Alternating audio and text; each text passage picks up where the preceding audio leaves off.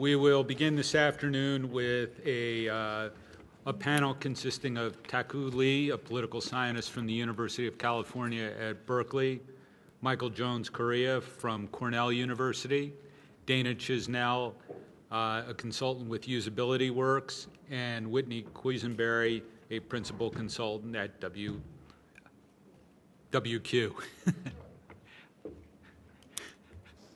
Welcome. Professor Lee, would you care to begin? Sure. Thank you very much. Thank you.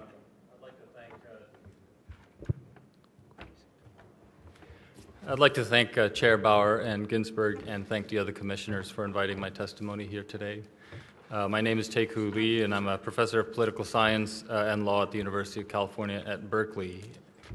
In thinking about the importance of a fair and just system of election administration, I took as a guiding precept the words of former Chief Justice Earl Warren, who, in crafting the court's opinion in Reynolds v. Sims, asserted that the right to exercise the franchise in a free and unimpaired manner is preservative of all other basic civil and political rights. And so the specific barrier to that free and unimpaired exercise of the franchise that I've been asked to say a few things about is the barrier of language, and my focus will be specifically as that barrier affects Americans of Asian origin. The handout is lengthy, so just to organize my time, I thought I would just start with my 5 main points, which are that Asian Americans as a group are rapidly growing as a segment of the U.S. population. As a population, they are heavily foreign-born and tremendously ethnically and linguistically diverse. It's also a characteristic of Asian Americans that they under-participate relative to their number in the elections process. And fourth, language is an important factor in this under-participation. And fifth, as defined by current law, there are significant gaps in compliance in Section 203 covered jurisdictions, further adding to the need for some work in this area. So now to flesh in detail some of these 5 main points. First, on the population itself in numbers. In absolute size, Asian Americans have grown from less than 1 million Americans in 1960 to roughly more than 18 million today, and it's a population that's still growing. In proportions, it's roughly about 6% of the total U.S. population. To give a better sense of the decade growth, the next slide just shows in the last decade that no other group, at least as we as a country classify people by race and ethnic origin, has grown as rapidly as have Asian Americans. And this figures for the census category of Asian alone. If you take the more capacious category of Asians alone and in combination, the rate of growth is even more dramatic.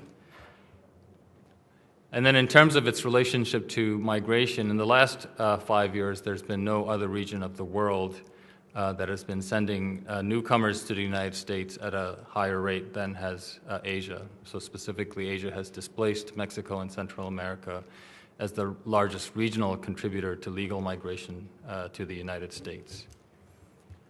Relevant to the charge of this commission, there are just 2 additional demographic characteristics to point out. One is that as a group, Asian Americans are heavily foreign-born. So 2 out of every 3 Asians in the United States were born outside of the United States. And if you just focus in on adults, that figure rises to 80%. And so this is a population that's disproportionately comprised of political, greenhorns and tenderfoots. In terms of the legal foundations of language accommodation, that means that a disproportionate number of Asian Americans, in terms of educational opportunities, have received their education and their language outside of the United States. They come from a dizzying array of different national origins, and each of these national origins with at least one, if not more than one, different non-English mother tongues. In terms of language itself, more than 3 out of every 4 Asians in the United States report speaking a language other than English at home, and this is a figure that has been growing pretty steadily over time, and it's much higher than the 21% figure for the country as a whole.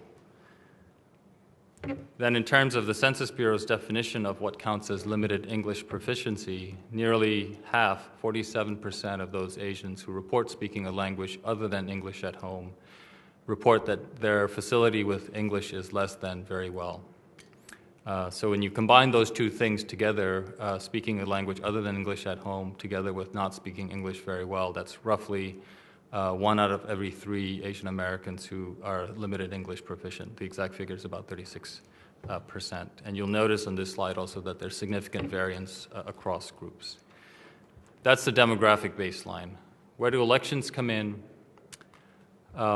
As I said, one of the starting observations about Asian Americans is their underparticipation. So earlier I mentioned that Asians in the United States are 6% of the total U.S. population. They are just under 4% of the citizen population in the United States, and when you look at who votes, they are less than 3% of the voting population in the United States. And that has been a pretty steady gap over time. There's no evidence that this gap is closing. You can also see this underparticipation relative to other groups. So this is the percentage of citizens who turn out to vote, and as you can see, the rates of voting for whites and African Americans in this country is discernibly higher than it is for Asian Americans and Latinos. For Asian Americans, one of the key gaps is between being a citizen, whether by birthright or naturalization, and registering to vote. So only 55% of Asians who are citizens in the U.S. Have registered to vote, and then once they've registered to vote, their rates of voting are comparable. They're somewhat lower, but they're comparable to that of other groups. So the current population survey asks its respondents who have not registered to vote for the reasons why they have not registered to vote. And what this slide shows is that Asian Americans, more than any other group, are likely to mention that difficulty with English is a real reason for their not having registered to vote. So the total averages over the last 3 presidential year CPS surveys have been in the order of 1 to 1.5%. In the 2012 CPS, almost 10% of Asian Americans reported language issues as being a reason for why they did not register to vote. This next slide is just to reinforce the important point that language is just one among many factors, both for Asians and non-Asians, as to why people don't register to vote. So I don't want to overblow the claims of language here, but in terms of groups that have mentioned language as being a significant barrier to vote registration, Asian Americans stand out as a group who do mention language issues as being important. Okay. I'll quickly go through some evidence from 2 additional surveys. Asian Americans are a group for which it's very hard to get good data, including in sources like the CPS. So I would just note that these 2, as I see them, are the 2 most exhaustive data sources on what's happening politically with Asians in the United States today. And just observe that to properly survey this community, you need to interview in at least 9 Asian languages, and roughly half of your respondents will choose a non-English language of interview simply to be able to talk about politics with somebody on the telephone. This slide just reinforces the gap that you see in participation by disaggregating Asians into those who speak English very well and those who are limited English proficient. Voter registration rates, that's about a 20% gap between those 2 groups. And then in terms of voter turnout, there's a 10% gap between those 2 groups. Then this slide reinforces the demand among Asian Americans to have some in-language election material support. So of those limited English proficient respondents, they were asked, would you make use of in-language election materials if they were available? And about 80% say yes. And then a final cut from these data is to take those respondents who are currently in covered jurisdictions and to ask them if, in their experience, whether they have voted in person or whether they have voted by mail, whether they received some form of language assistance. And you will see that the rates are pretty high in terms of Asian Americans, even those who live in covered jurisdictions, who have not received language support. The rates are lower for those who vote by mail than they are for those who vote in person, but these are pretty high rates in covered jurisdictions of not receiving language support. Finally, I'll just show a few slides from what I see as being the most exhaustive effort by four advocacy organizations to study how well compliance is going on in currently covered jurisdictions, jurisdictions covered for different Asian languages. I'll go through these slides just very quickly. So among the things that you would want to look for are, are translations there, and are they good translations? So in the precincts that were studied, in 45% of the cases, this report finds that translations are either missing or they're incomplete or otherwise displaced. Another thing you might look for is whether there are bilingual workers there, poll workers there to be able to assist. In 43% of the cases, there were poll workers, but they were missing their badges. In 23% of the cases, they were simply missing any poll workers who could afford bilingual assistance. A third thing you might want to look for is whether or not the poll workers who are there to offer language assistance are proactive about offering that assistance, or simply wait for somebody to come up and seek their help. And then what this study finds is that in more than 1 in 3 cases, they were not proactive. And then finally, for voters who come and whose names are missing from the registry rolls, you might want to see if language is an issue, whether they're actually offered a provisional ballot. And what this study finds is that in 1 out of 7 cases, that did not happen, that they were offered a provisional ballot. So those are the main things that I wanted to share with the Commission. And so then in summary, this is a rapidly growing segment of the U.S. population and the electorate. Linguistic diversity is a characteristic, and partly as a result of their being very heavily foreign-born, language remains a barrier to their full participation in elections. And there are studies that show that there is a demand for in-language election material support among Asian Americans, and that there are persistent gaps in compliance in existing covered jurisdictions. Thank you for your time. Thank you. Professor Correa. Thank you to the Commission again for inviting us here to present our work, and I hope this is helpful to the Commission as it carries on. So I am speaking today on something which is not appearing on the screen, on language provisions under the Voting Rights Act. There we go, thanks. And its effectiveness and implementation. So I teach political science at Cornell. The work that I do is on immigrant political incorporation. And this is part of a series of papers that I've written with co-authors on Section 203 of the Voting Rights Act. Section 203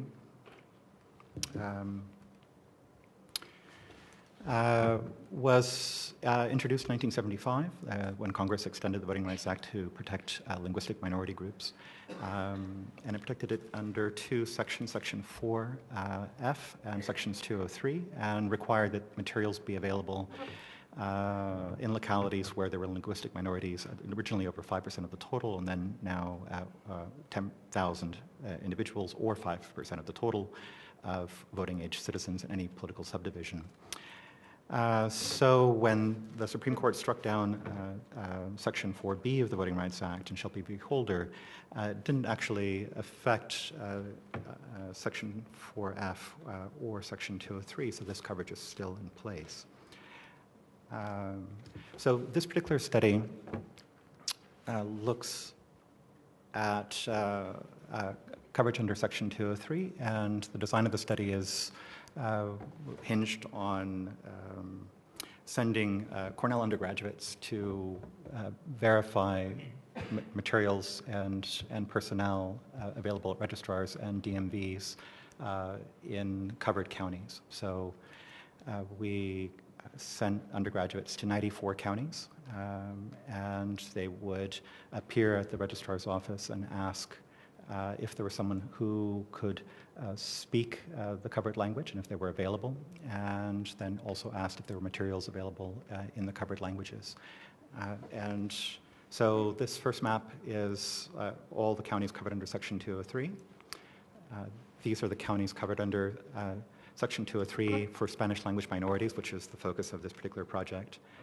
And these are the counties that were covered in the study. Oops, I realize I'm clicking the wrong thing. There we go. Counties covered in the study. So these are the 94 counties that cover 15 states.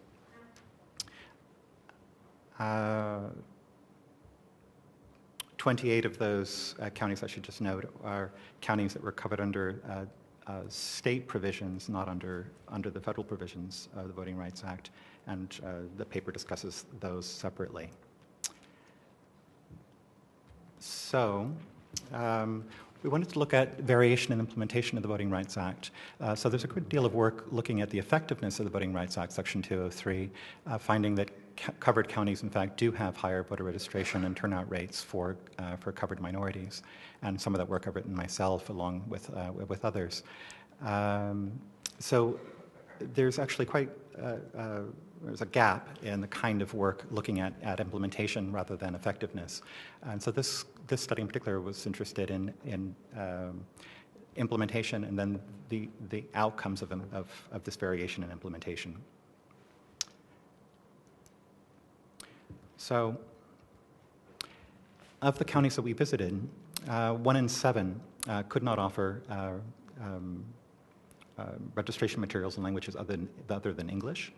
1 in 4 indicated they did not have personnel present who could offer aid in languages indicated under the Voting Rights Act, and 1/3 of the individual covered jurisdictions in the study failed to provide either translated materials or assistance by bilingual personnel required by law. As Professor Lee mentioned in his presentation, there is a quite substantial gap in actual implementation of the law, even though the registrars were aware of the law. So we then turned to looking at whether this actually mattered. And this slide is simply looking at, it's simply a bivariate plotting of registration and voting for covered and non-covered counties. So the covered counties are the ones we visited, and the non-covered counties are everything else in those 15 states. And just sort of eyeballing this, you can see that there's that coverage actually makes a quite substantial difference. The paper then turns to multivariate regression analyses, which I'm sure you're happy I'm not presenting in a slide form. So these are just the kind of takeaway points. So all things equal, a county covered under Section 203 has a voter turnout rate that's 15% higher than non-covered counties. Counties that provide Spanish language staffing see Latino registration that's 6% higher than those without Spanish conversant staff. Counties providing Spanish language materials have Latino registration that's about 4% higher than in counties that do not provide those materials.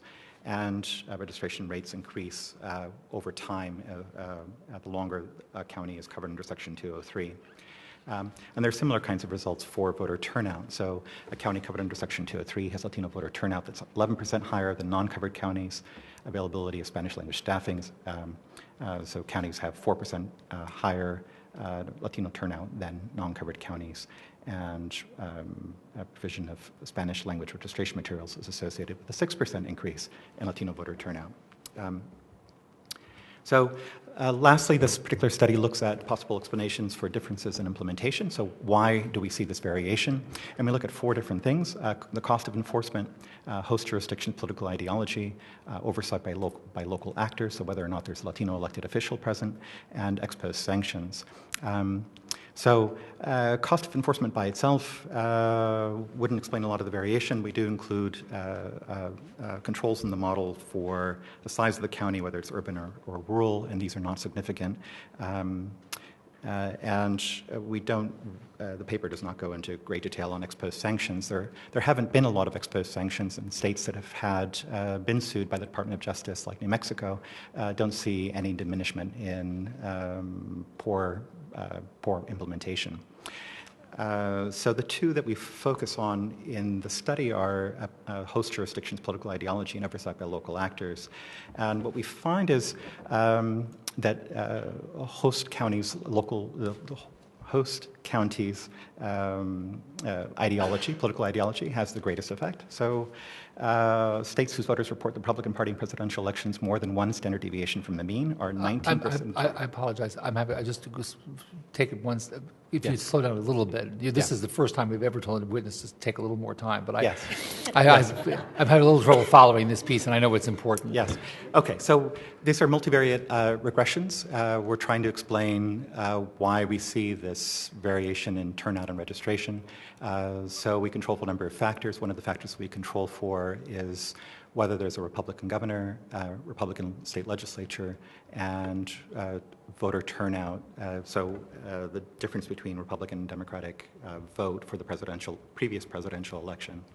So it turns out that states that have more Republican voters are 19 percentage points less likely to provide bilingual personnel. States with Republican governors are 27 points less likely to provide bilingual personnel. So the paper goes into some detail about why it is that local election officials might feel that they can shirk these federal responsibilities, and it's partly that they're, in a sense, serving two masters. So they're getting one set of signals from their local elected officials and from their local constituents, another set of signals from the DOJ, and they're choosing to listen to their local constituents and their local elected officials rather than the DOJ. So just to conclude, what this suggests is the need for better and more oversight of actual implementation. I think this question of implementation is one that has received relatively little attention. There's much more discussion of the letter of the law than the implementation of the law. And so we would be better served by paying more attention to this local shirking responsibilities, by better monitoring and oversight by the Department of Justice. Oops, I realized I skipped a lot of slides. Thank you. Yes. Thank you. Mr. Snell? Thank you. Commissioners, thank you for this chance to talk with you today. To the election officials here and in the audience, thank you for doing amazing work. I know that for many local election officials, a good election is a done election. The research from my team and many people who've gone before us shows that good elections reflect clear processes, efficient, effective poll workers, and the importance of usability and accessibility across the voter experience. Good elections are clear. They have verifiable results, in which the margin of victory is larger than the number of residual votes. Clear, verifiable results come from carrying out the voter intent. As my team likes to say, cast as intended, counted as cast. I'm Dana Chisnell, and the talented team at the Center for Civic Design has put together a couple of studies to visualize the voter experience for you today. In our research in the fall of 2012, we asked, what questions do people have about the upcoming election? Our study had a small convenience sample of 41 participants who were geographically diverse. They used their own county's website to answer their questions. There are a lot of interesting findings about the usability of county election websites, as you might imagine, but what's relevant today are the questions that participants asked. The most asked question was, what's on the ballot? We've also spent more than 100 hours over the last 9 months studying how elections work on Election Day by being in polling places for elections large and small across the country. Now, let's follow a voter through the journey based on our data and observations. Across our journey map, at intervals, are questions voters asked. These represent activities, something a voter might do to get their questions answered. So let's see how well the websites did. The County election websites helped 60% of our participants who asked the question find out what was going to be on their ballot. 72% found information about voting absentee. 60% of the participants who asked whether they could vote early found their answers on county websites. County websites helped 65% find where their polling place was. However, only 35% of those who asked learned who their current representatives were from their county websites. 69% got an answer to whether they needed a voter ID, and we were delighted to see that 80% of participants who asked questions about registering to vote or about the registration status did find answers to the questions on their county's website. But in preparing to vote, one of the questions that came up for many of our participants was, how do I actually vote? They wanted to know what to expect at the polling place and what the voting system would actually be like.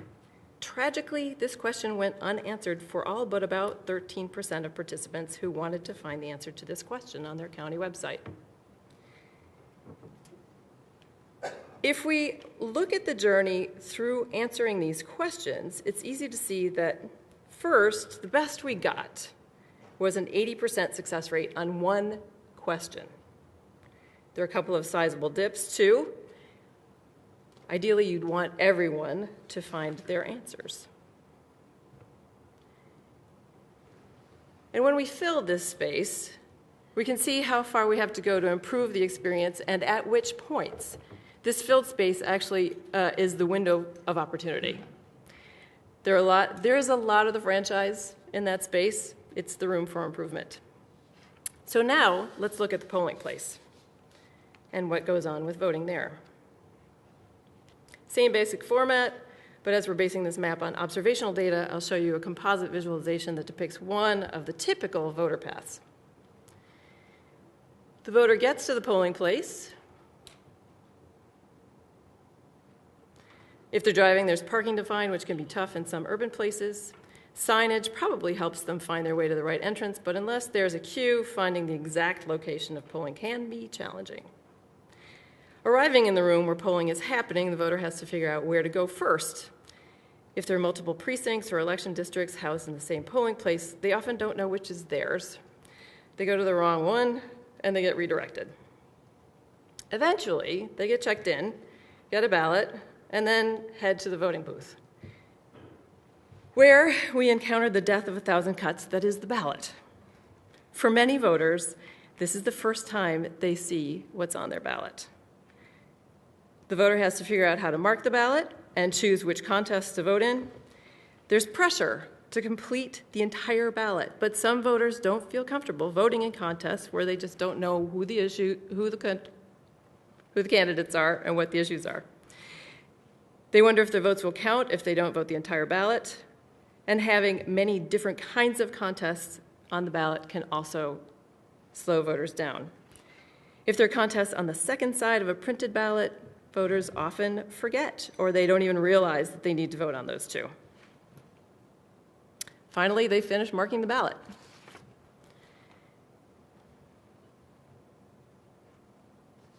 The voter casts the ballot. If there's a tabulator, they may get a message from it if they've overvoted or undervoted, and they'll have some decisions to make about what to do. In some cases, they may get the ballot back to spoil, replace, and vote again. When completely done casting, the voter gets a sticker and leaves. So that's the big picture of what a voter goes through. The specific steps may be slightly different or in a different order, but elections are nothing if not ritualistic, and this map doesn't account for a voter showing up at the wrong polling place, or having to vote on a provisional ballot, or voting on an accessible voting system. This is what you might call the happy path, the optimal steps for a voter to follow, and yet we can see that our observations suggest that it's not perfect. It's pretty good, though, and some of the issues are easily correctable. For example, many jurisdictions have put a greeter at the main entrance to direct people to the correct precinct right away. Having a well-trained greeter or a team of greeters closes that gap. And then we're left with voters' direct interaction with the ballot. These kinds of maps are tools for benchmarking the experience voters are having now and measuring improvements over time. To close the gaps, there's some simple questions to ask. They might seem obvious, but when you specifically test for them and measure voter success, you can also take remedial action. For example, my team in developing the field guides to ensuring voter intent end each field guide with a checklist like this one. To close the gap, the field guides offer evidence-based prescriptive steps for improving design, usability, and accessibility that virtually any jurisdiction can implement within the constraints they face in election code, voting systems, and the resources that they have. Design, usability, and accessibility are vital across the voter experience. When a voter can prepare efficiently and vote effectively, election administration works well too. Conducting simple checks for usability and accessibility can be quick, inexpensive, and lead to continuing improvement, election to election. We urge the Commission to use a similar approach in its final report of best practice recommendations, and we encourage local jurisdictions to call on their communities to help them run these checks. Thank you. Thank you very much. Ms. Quisenberry. Commissioners and chairs, thank you so much for the opportunity to speak today. I'm Whitney Quisenberry, also from the Center for Civic Design. I have another role as the grants coordinator of the ITIF Accessible Voting Technology Initiative, which is funded by the AC. I mention this because I'm going to talk a little bit about some of the projects we're doing there. What I'd like to talk about today is to share some ideas about how accessibility can be a source for innovation in elections, not perhaps the most obvious tack to take on that. Here we are at a commission again. This is not the first time we've been around this block and tried to solve these problems, specifically how to ensure that everyone, including voters with disabilities, older adults, limited English proficiency, etc., can vote with the same independence and privacy as any other voter. Legislation from the ADA to HAVA to the Voting Rights Act have included requirements for accessible voting, but why then have we failed to actually be able to meet this goal? Yes, there's been progress. HAVA certainly has enabled us to have an accessible voting machine in every precinct. The question is, we may have something that is accessible, but is it usable and is it actually used? Despite bright spots that I think we hear about a lot on these panels, ultimately I think incremental change is not that satisfying, and I started thinking about what is it that we need to do to sort of break through this to try to get past that. One explanation is that the different pace of change with technology in our personal lives and in our public lives may be part of the problem. We can think about this with a visualization I borrowed from Stuart Brand. If we think about the different aspects of civic life as lanes on a circular track, and we can see how fast each lane has to move to maintain a consistent pace. In the very inner lane, we have laws and regulations, which usually have the slowest cadence of change. The next lane is voting systems, which I put in a rather inner lane because of the time it takes to develop a system, to certify it, to purchase it and deploy it, just takes time. The next lane has the election process, voter habits and cultures, which can change even between legislation or between voting systems. But in the outside lane, we can see modern technology practically racing along at internet speed. The pace at which new technologies have been adopted are particularly fast and seems to be accelerating these days, probably not a surprise to any of us here. It took 100 years to get from the introduction of the telephone to the internet, but since the 90s, we've seen one product after another, one system after another change our lives, whether we're talking about Google or the JAWS screen reader, which was first released in 1989, all the way up to iPads in 2010. For elections, I think what this change of pace and technology change has brought is rising expectations about how available, how convenient, and how accessible information and interactions with government can and should be. So I suggest that what we need is new ways to think, not as isolated silos of work with security, design, accessibility, election process, working in separate rooms, but with collaborative innovation and with everyone at the same table with the same goals. First, a universal voting system, one that everyone can use. a flexible system that allows for differences not only in voters, but election procedures and state laws, and robust, something that was able to keep up with the pace of change while supporting elections we can have confidence in. I have 3 suggestions for how we can do this that I'd like to talk about. The first is to adopt best practices from industry. It's no secret that elections are not the best funded department in the world, and that they work under a lot of constraints. Those aren't situations in which there's a lot of time, cycles, or resources to do experimentation. And experimentation is really the key. It means trying out new ideas, doing things like usability testing, doing the follow-up research and the feedback, iterating the design that is the key to successful innovation. Having the idea is the easy part, making it work is the hard part. But there are products and processes and best practices that we can borrow from industry, carefully selecting to those that add to our ability to make elections fully accessible. I'd like to talk about one small example from industry of something that didn't start out as accessible but became so, and that's the iPhone. When the iPhone was first introduced, it was described in the disability community as a slab of glass. There was a lot of dismay about how this was setting accessibility back because it had even fewer keys on it than a BlackBerry did. And the debate raised a lot of questions about whether accessibility and innovation are in conflict, which I think mirror some of the discussions we hear about whether security and accessibility are in conflict in elections. Fast forward to today, and the iPhone and the iPad are considered best in class for mobile device accessibility. Now, what changed in the meantime? Because that's really where the interesting lesson is. I think it was a mix of 3 things. First, Apple wanted to meet the legal mandate so they could sell the iPhone to government under either 508 or state laws. So there was a push. There was a commitment to finding a solution, and the solution they found was innovative. They didn't redesign the hardware, they redesigned the software, and in doing so, they embedded the screen reader and the other assistive technologies deep into the operating system. So it's not just the phone that becomes accessible, but every app on that platform becomes accessible with really no particular work by the developers. They have to not break it, but they don't have to create anything. And I think that's something we could learn from, which is thinking about where we bake accessibility in makes a difference to how successful it can be, especially as we've heard about all the challenges of implementing grand goals across a lot of levels. The next idea is to create better ways to collaborate. Obviously, we work with each other, but in 2012, AVTI ran 2 innovation projects. The first was a series of workshops held at Georgia Tech with election officials, voting system vendors, designers, and people with disabilities. For industry designers, this is a pretty common practice of running collaborative design studios, but it was new in this world. And afterwards, we got a lot of positive comments that the structured work sessions were for advocates a chance to get out of the echo chamber, and for election officials a chance to work together instead of in a confrontational way. The second project was even more experimental. It was OpenIDEO, which is a project of one of large industrial design companies, and it created an open challenge to designers around the world who had no experience with elections, weren't necessarily American, to think about how we could create accessible elections.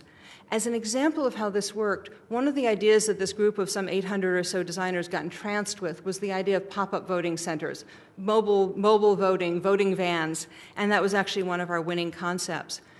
They didn't know that at the same time in Iowa, election officials were actually creating pop-up polling sites. They have a process by which during early voting, a community can request a day of polling place for part of a day at their location. So what I think we saw was not brand new ideas, but ideas coming up from industry that might have some traction in elections. And our question then is how do we, if we could bring that level of enthusiasm and creativity and brain power to explore new ideas, how could we put those to use in elections? Finally, and perhaps most controversially, I want to suggest that we should design for the extremes. Conventional wisdom suggests that we design for the center of the curve, and then we sort of slowly expand outwards, expanding from usability to accessibility to the real extreme needs. But I think that if we actually start from the outside, we might find that it works better for everybody. One example in two projects we funded, the first at MSU, is looking at using a joystick for for manipulating a voting system. Joysticks turn out to work very well for people who have low dexterity but high force, and people who have minimal movement and need low force controls. But they're also very familiar to pretty much anyone who plays games and does a lot of other, drives a car, for example. So there's a place where we might look at something that sounds like an extreme for people with extreme needs, but might prove to be a common system. Another example is work on making a ballot enclosure that could take any tablet but wrap it in an accessible thing. We might think about meeting cognitive needs as another example. We know that election information can be baffling to many in our research, and we've certainly seen the need for plain language. But we can go further and think about how to make information work effectively for people with traumatic brain injury, with people with aphasia, and we might find that some of the things we learned there would make it easier for everyone to work and to learn and become more engaged even before Election Day. Finally, it's easy to see how the needs of overseas voters and flexibility could apply to many people. In one usability session, we met a woman who had advanced cancer. She said she'd like to vote in person, but she never knows from day to day whether it will be a good day for her or not. She actually was from the election website thing. She reported going to her election website and learning about early voting there and discovering that she could go and vote, not just get a ballot by mail. So there's an example of someone who's not overseas, not military, doesn't meet the census definition of someone with a disability, but who's nonetheless helped by those features. So in closing, innovation does not have to be dramatically disruptive. I urge the Commission to consider an approach that combines best practice recommendations with ways to create opportunities for collaborative input from all. We can take good ideas and turn them into great elections. Thank you. Thank you. Questions from the commissioners? Professor Pursley. This is for Whitney Quisenberry. Just a quick question based on your discussion of iPads. Is it your view that the off-the-shelf types of technology are, all other things being equal, sort of better for people with disabilities than the proprietary systems that are out there? Is that sort of, since you deal with a lot of different technologies? I think one of the challenges is that when we say off-the-shelf technology, we rub up against the digital divide issue, right? VoiceOver is only as good as whether you know how to use it. So I think some of the projects that we've been looking at AVTI are how can we use off-the-shelf technology as an inexpensive platform for a ballot or a ballot marking system that is designed so that it can be used by anyone, even if they're not very familiar with all technologies. I think assuming that someone knows a particular kind of technology we're a big country, and we have a lot of voters, and we have to think about meeting all of their needs. So I wouldn't just say, let's give everybody an iPad, but I might say a commercial tablet could be an inexpensive platform. Commissioner Patrick. Thank you. This question is for our two professors. Very interesting information, and I'm wondering if in your studies, if there was any consideration given to jurisdictions or review given to jurisdictions that were recently covered under Section 203 in the last census determinations, and if so, if that had any impact versus a jurisdiction that's been covered for a long time and maybe either has established or should have established these procedures. And then the second question to that is, did you notice any sort of distinction between jurisdictions that were previously covered under Section 5 of the Voting Rights Act or not? So on the first part, the length of time covered under Section 203, there is some difference between counties that have, so the longer a county has been covered under Section 203, the more likely it is to see this both difference in implementation and difference in turnout and registration. But it's a relatively minor difference. So every 10 years a county is covered, we see a 2% increase in both registration and turnout.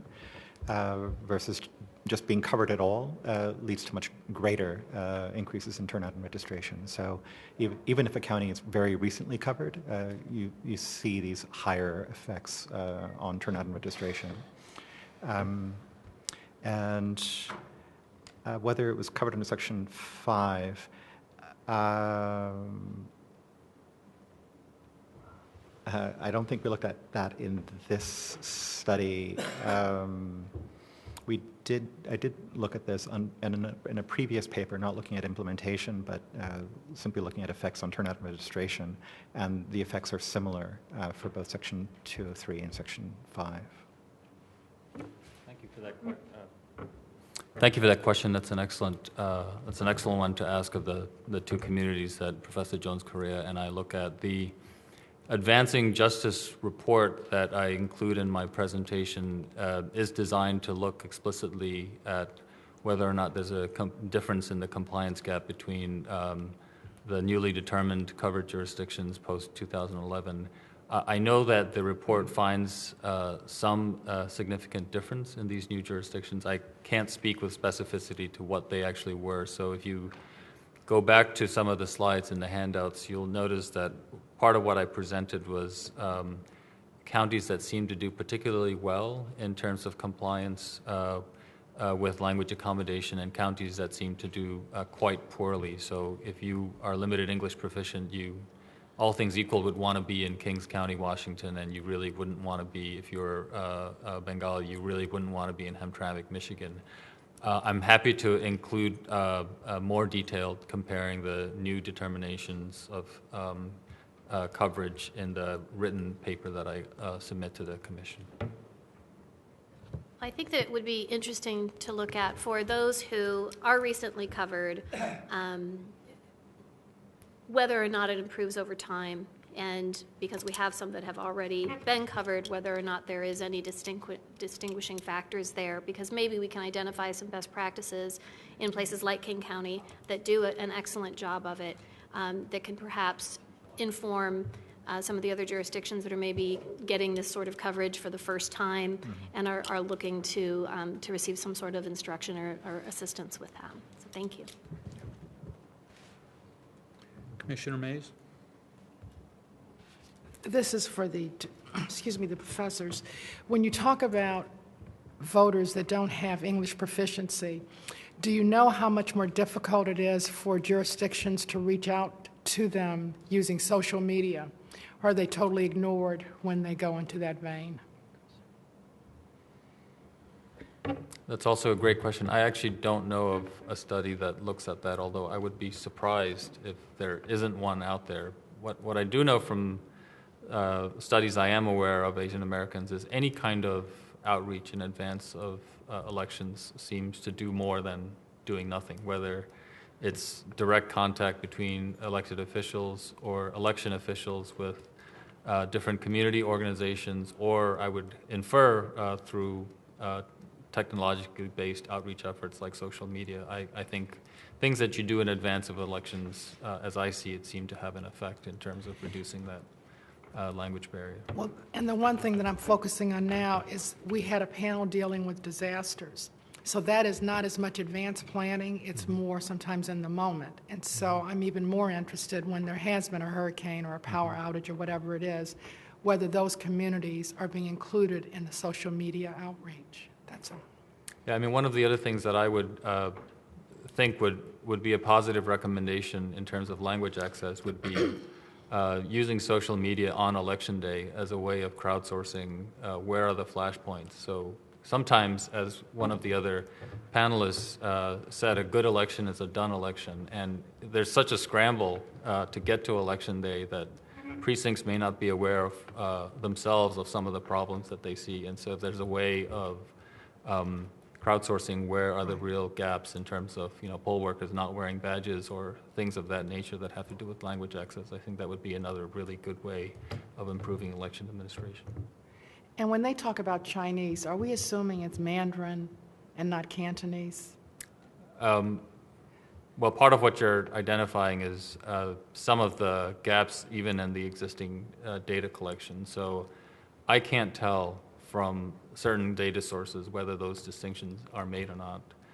Or even for that matter, in the current population survey, which is some of the best data we have about voter registration and voting, if you ask somebody from CPS, they will say that there is some Asian language support, but there's no way of knowing what that language support is of the people that are interviewed in the CPS. And one of the things that we know as academics is the language in which you interview somebody, especially when they are disproportionately foreign-born, makes a huge difference in terms of what kind of answers they will give you to the same set of questions. And then I was just going to shift gears and I quit. So, Ms. Quisenberry, I have just an observation rather than a question. You mentioned borrowing industry practices, and you mentioned one in particular, which is the mobile van. Actually, two companies that I've worked for use mobile vans for their business. One is Colgate-Palmolive, because they took the dental clinics around the country, depending on where they were based. And the second one is Allstate, because when there were disasters, depending on how bad the disaster is, you take the van to where the customers are. So. And New Jersey actually did a sort of variation on that, because I know some of our polling places were actually mobile command center vans set up in front of the building that still didn't have power. So. Commissioner McGann?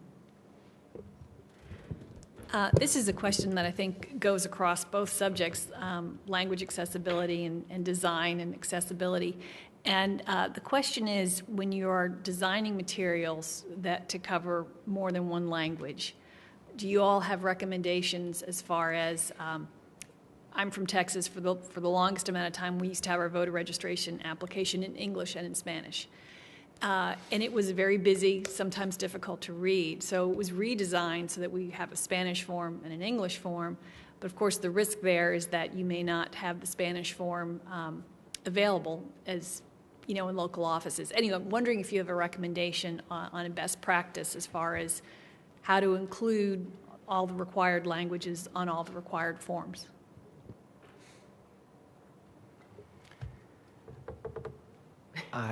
No. I do think that many of these forms are available now electronically as well as in paper format, and we were surprised in doing these site visits at how unaware some of the local registrar's offices were that there were alternative forms of access, even if they didn't have the forms available in paper, that there might be other ways of accessing the forms. It just seemed odd to us. I mean, I would just add to that, I think a simple but important observation that translation is best done when it's not thought of as just being a one-way translation. So the worst case scenario is one where you just take a set of text written in English, plug it into Google Translate or Bing and expect, if you try traveling in Europe with Google Translate, you'll either wind up in jail or some other kind of compromising situation. So in the survey world, which is mostly the work that I do to interview Asians in 9 different languages, you have to start with an English questionnaire, translate that to different Asian languages, back translate that to English to see if it makes sense in English. If you only give the translation to non-English speakers, and then go out and test it to see if it really works after you've done the translation, back translation. And then I think that would be a minimum standard in terms of translation. In terms of designing the form, a ballot or a registration form, there's very little data about combining languages in one form. In other countries, they have separate forms, or in Canada, for example, if you fill out the customs form, when you enter the country, it's French on one side and English on the other side. They've worked that out. That is not necessarily going to work here in our observations and usability tests. We see people using English +1, so if they're native Spanish speakers, for example, they'll refer to both. This is very common to go back and forth, and part of it, I believe, is the translation issue. Some concepts don't translate very well, and if you don't start out in plain English to begin with, getting to something that's understandable in another language is going to be pretty much impossible. There is a little bit of data from a study that the EAC sponsored, that the Design for Democracy project did in 2006 and 2007. That is part of the recommendations in this tome called Effective Designs for the Administration of Federal Elections. And the recommendation there is 2 languages on the ballot. But there's really not a lot of data. This is a thing that I would like to spend a lot more time studying. Yeah, I would echo that there's not a lot of data. When I served on the TGDC, one of the reasons why there's a requirement for voting systems that they be able to switch languages or switch user preferences at any time was from a study that watched people start out insisting that they were fine in English and get to the ballot questions and suddenly need to switch languages. We've seen in some medical research that side-by-side is very helpful when people are checking words. Does this really mean what I think it means? That to be able to easily switch back and forth between languages can increase proficiency, but putting 2 languages or more on a form makes the design challenge a lot greater. Design for Democracy did some work in Chicago with putting Chinese and Spanish on the same ballot page as the English, but it does take not having too crowded a form, and it takes designing it very carefully so that the weighting of the languages doesn't fight with each other. Commissioner Patrick? Had one more short question for the professors in regards to moving forward with Section 203 coverage. And I'm curious what your thoughts are on the change to the 5-year determinations and the basis being within the ACS. And as you're looking across the country, I know it changed dramatically, some of the coverages. There were many jurisdictions that were certain that they were going to get coverage and then did not receive it. Many of them went ahead with their language programs anyway because they saw the need, even though it was not identified being based on the ACS. And there were other places that lost coverage that they knew they still needed. So I'm curious what your take is on that, and moving forward, if you think having it be a shorter period every 5 years instead of every 10 years, if that will potentially assist that group of voters. I think the transition to the 5-year redetermination based on the ACS is probably a positive step, in part because the demographic changes that have been taking place over the last 30 years and simply have affected some areas much more rapidly than others, particularly in this last 10, 15 years in the South and Midwest. You've seen very rapid changes in the immigrant populations, faster than can be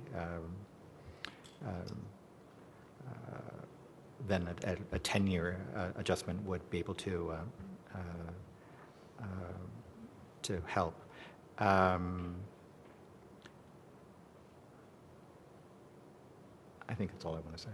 Yeah, I would just agree that I think 5 is better than 10 because of the rate of change. The one addition I would make is the ACS is a little bit of a double-edged sword in the sense that it's better able to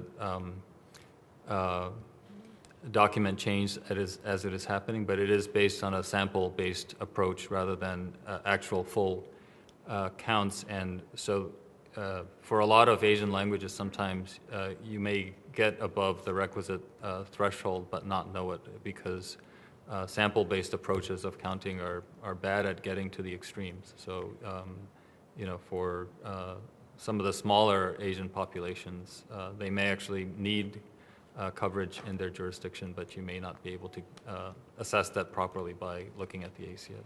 It seems as though we may be having a trade-off between the nimbleness of the 5-year and the accuracy of a broader survey. Yeah, that's right. Thank you. Yeah. Chairman Bauer?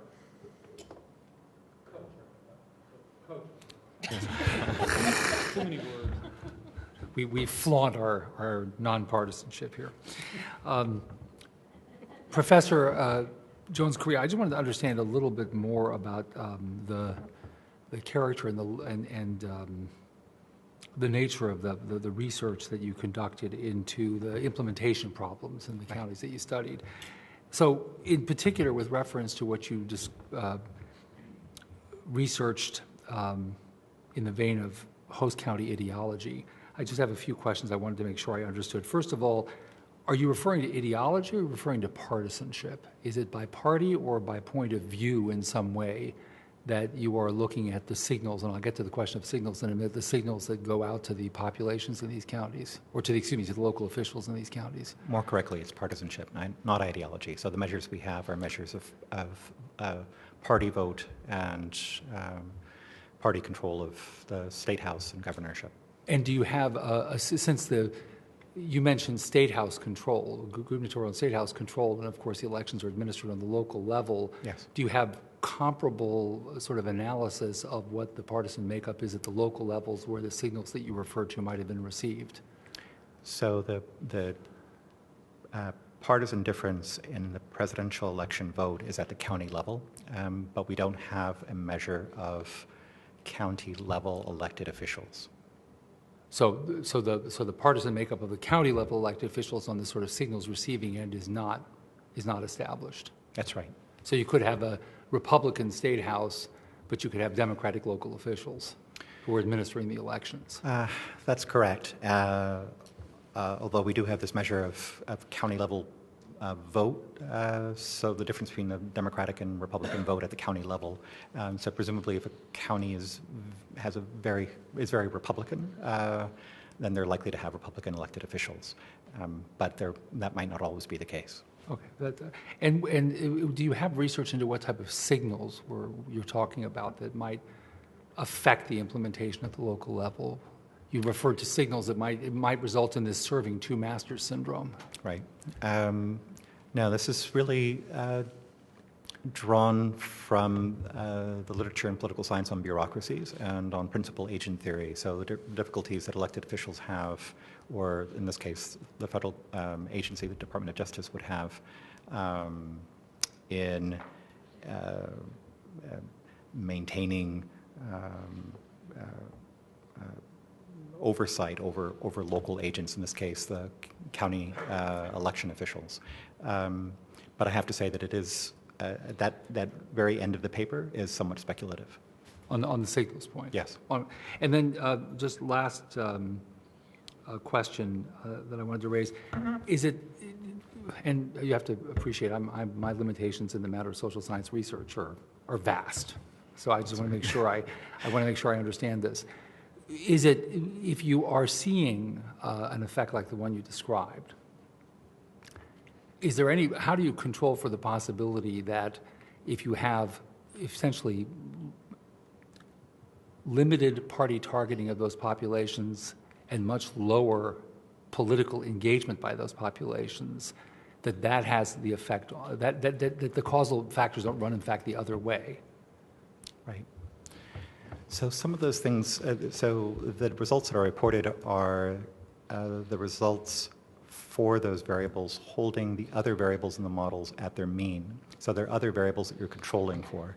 So some of the other variables that we're controlling for in those models are Latino voter turnout, Latino registration. So we're controlling for those variables so that we can see what the effect is of this difference between Republican and Democratic partisanship at the county level. So some of these things we can control for, but not everything. So there might be some omitted variable, which might help explain why we see some of this variation, and that's possible. So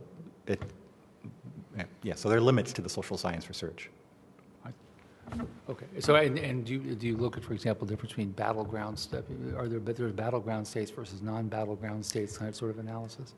I didn't in this model, but I could. And again, going to the question of whether that has some impact. It does. And so Yes. other research that I've done that has controlled for battleground status, if you're a voter in a battleground state, you are more likely to be contacted, for instance, you're more likely to turn out. And so it might be something to take into account. But it wasn't in this particular. It wasn't in this particular. Thank you very much. Any other questions? If not, thank you all very much. We will take a short break and then begin the public testimony in about at a quarter of. We're moving up the schedule, which we recognize, so if everyone is not here who is signed up when we begin, we'll come back at the end for that to include. Thank you.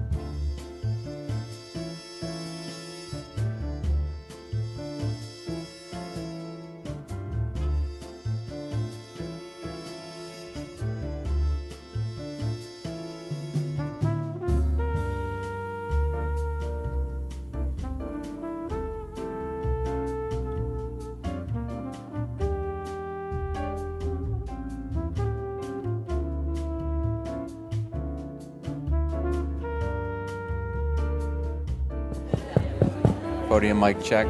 Test, test. Check, 1, 2, check, check, check.